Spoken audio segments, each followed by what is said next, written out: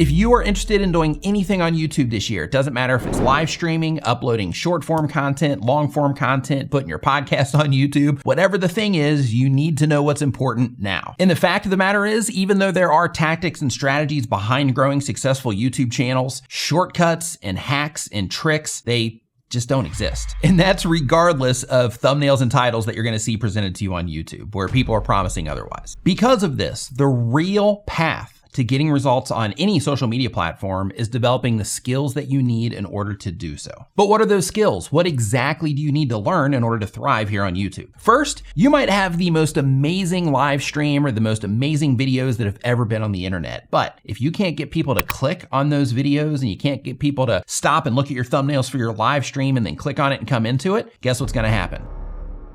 You guessed it, nothing. Because if we can't get somebody to click on what it is that we've done, then we can never get them to enjoy the great piece of content that we made for them. So the very first step that you need to learn is to learn how to get the people that you are targeting with your content to stop in their tracks when they see your thumbnail by helping them identify that it's something that they might be interested in. Once you stop them in their tracks with the thumbnail, the next thing that's gonna happen is they're gonna look at your title. When they look at your title, you need to be able to compel them to click. So how do we do this? The most important thing to remember when you're trying to pull this off is that the thumbnail and the title work together as a team to win the click. When you're creating them, ask yourself these questions. For the thumbnail, what about this thumbnail will help the people that I'm trying to reach identify that this content is about something that they might care about? And then when it comes to your thumbnail, ask yourself, is there anything that I'm adding to this thumbnail that could possibly be distracting the people that I'm trying to reach away from the thing that is going to grab their attention and help them identify that this is something that they care about? And look, if you can't identify what it is that's going to help the people that you're trying to reach identify that it's content they might care about,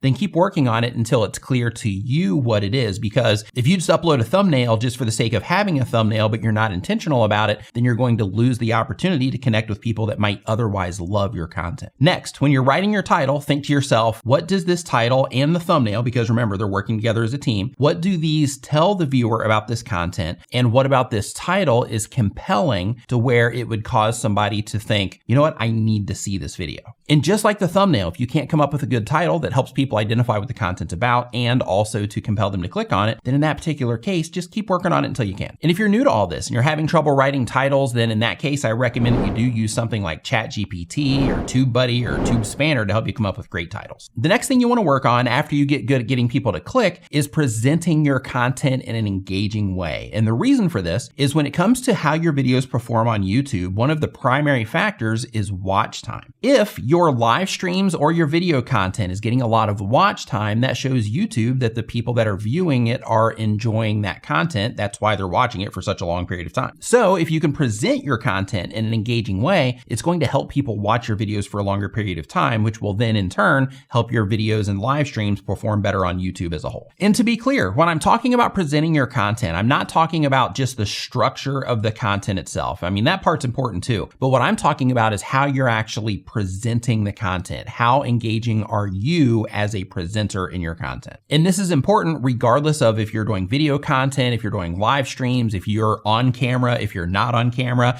if your voice is involved in any way, shape, or form, it's important to work on this specific skill. For example, a lot of content creators in their videos and live streams will yell at the camera. And in some types of content, that is appropriate and people do engage with that type of presentation, but in other types, not so much. And on the other side of the spectrum, you have people that present like they're on the news. And in reality, their audience is just wanting to connect with a real person that communicates in a real way. Just to drive this one home, I want to express that authenticity, especially when it comes to social media, is going to get you a lot farther than acting like a content creator that you see presenting in a certain way. But presenting and learning how to express your content in a real and authentic way is a skill that needs to be developed if that's something that you think you need to work on. If not, let's move on to the next one. Production. Either way it goes, it doesn't matter if you're making video content, if you're doing live stream content, learning how to produce your content is extremely important. And I'm not saying that you need to have the best cameras. I'm not saying that you have to have a fancy setup. What I mean is you need to know the bare bones basics of creating content. For example, in a 16:9 piece of content, we have all of this space to work with. So because of that, it's really easy for some creators to position themselves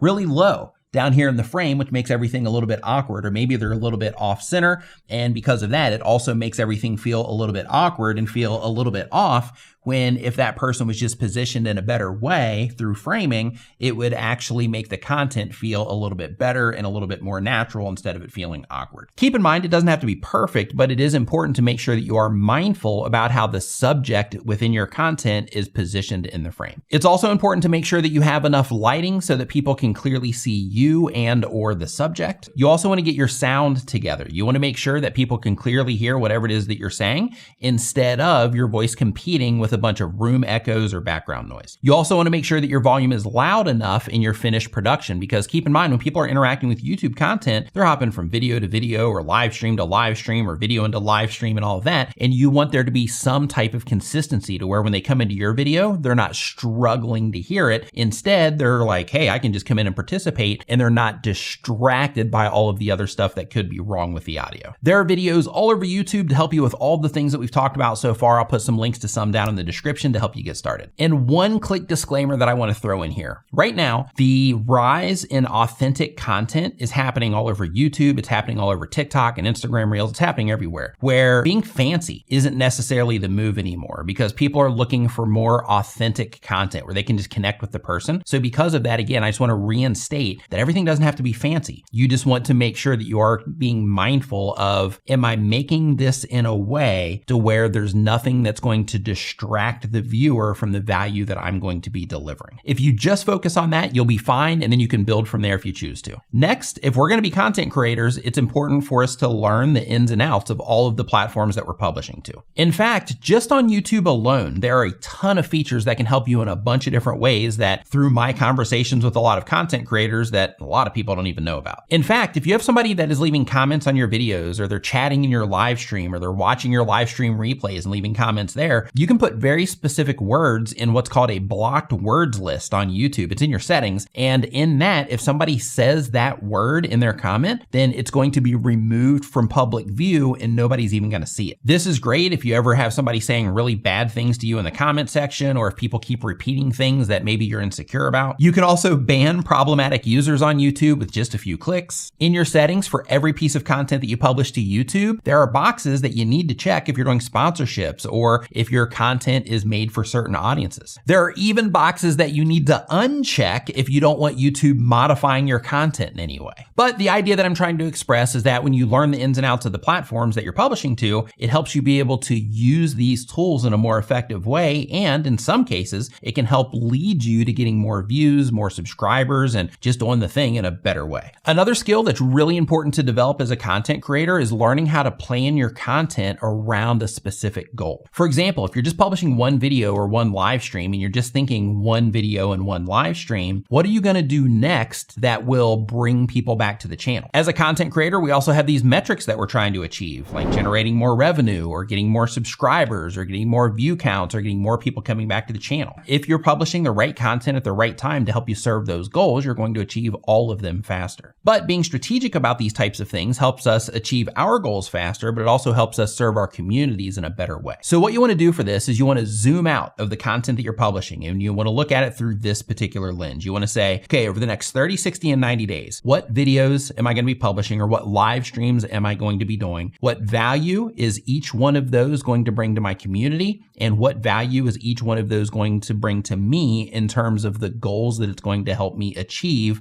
once I get through publishing all of this content? If you ask yourself questions like that and you start thinking of series instead of thinking of one piece of content at a time, then you're going to do way better. And from experience, because I've been doing this for over 9 years, when you plan your content out instead of living by a video at a time, it can also give you a lot of peace of mind, and it can give you a lot more room to be creative as well. Next is storytelling. Now, we all know that a good story can do wonders for your brand. A good story can do good for your video content. A good story can do good for your live streams. And thematically, a story that goes through your entire channel or your entire brand can also help people connect to that story and follow along for the journey that you're taking. Because of that, our ability to tell a good story and to be able to present that story can make a really big difference when it comes to how people engage with what it is that we're doing. Another skill that will get you very far when it comes to social media is audience development. When I say that, I don't necessarily mean growing your channel or growing your viewership in your live stream, which is a side effect of audience development. What I'm talking about is understanding who it is that you're reaching with your content and fine-tuning that understanding over time so that everything that you put out delivers a very specific value to that core audience that you're trying to reach. So when it comes to the audience development side of things, think about who is it that I'm trying to reach? Where are they located in the world? What age range are they probably in? What types of things are they most likely interested in? Where do they hang out on the internet? What things are they likely to care about? What things are they most likely to not care about? What things do they love? What things are they likely to hate? What could their day-to-day schedule look like? What could their income possibly be? What type of music might they listen to? When you understand some of these things or all of them, it can help you fine-tune what it is that you're doing to make a better product for those people that you are trying to reach and serve. Now, if you're wanting to get the most out of your time here on YouTube as a live streamer, click into this playlist right here. It shares all of our best tips on growing and thriving as a live streamer on YouTube. Go ahead and click into that now, and I'll see you over there in the next video. Thank you so much for watching.